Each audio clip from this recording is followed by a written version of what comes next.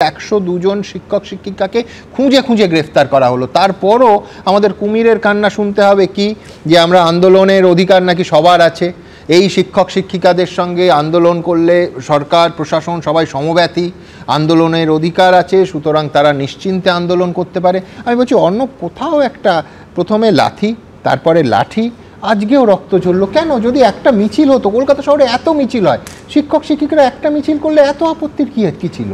না সুমনদা, মানে এই যে আন্দোলনের জায়গাটা আপনি বলছেন, সেখানে আজকে ডিসি সেন্ট্রাল যিনি যেটা কথা বলেছেন যে আমরা ল অ্যান্ড অর্ডারটাকে মেইনটেইন করব, সেই মেইনটেইন করার জন্য যেটা করা দরকার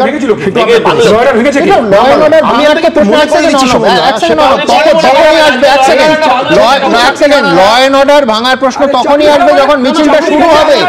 আপনি বাস থেকে, বাস স্ট্যান্ড থেকে, মেট্রো স্টেশন থেকে, রেল স্টেশন থেকে খুঁজে খুঁজে গ্রেফতার করছেন, ল অ্যান্ড অর্ডারটা ভাঙার সুযোগ তারা পেলেন কোথায়? প্রথম কথা মানতেন না, দ্বিতীয় কথা ভাঙার তো অবকাশই হয়নি।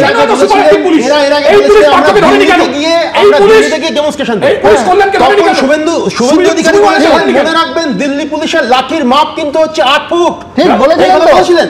সেই কথাটা অন্য ভাই মনে করিয়ে দিই, যখন শুভেন্দু অধিকারী ওদের মঞ্চে উঠলেন না, চতুর্দিক থেকে তুমি অ্যাম্বিয়েন্সটা দেখবে, একের পর এক প্রশ্ন শুভেন্দু অধিকারীকেও ফেস করতে হয়েছিল। সুতরাং তাদের দিক থেকে কোনো নেই, তারা প্রধানমন্ত্রীর অ্যাপয়েন্টমেন্ট চায়, মুখ্যমন্ত্রীর অ্যাপয়েন্টমেন্ট চায়। কথা এবং আমার কথা আমি শেষ পর্যন্ত রাখার জন্য লড়তে পারি।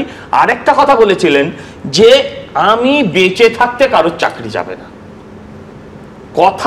কথা শেষ কথা। আর ওনার কথা হচ্ছে আমি বেঁচে থাকতে কারোর চাকরি যাবে না। তো এখন তো যা দেখছি এই চাকরিটা তো চলেই গেল, বাকিটা নিয়ে কিন্তু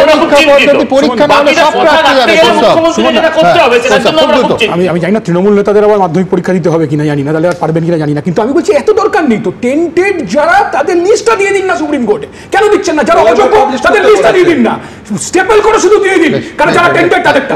আর টেন্টেড মানে কিন্তু সুবর্ণ অযোগ্য নয়, দাগি বা কলঙ্কিত।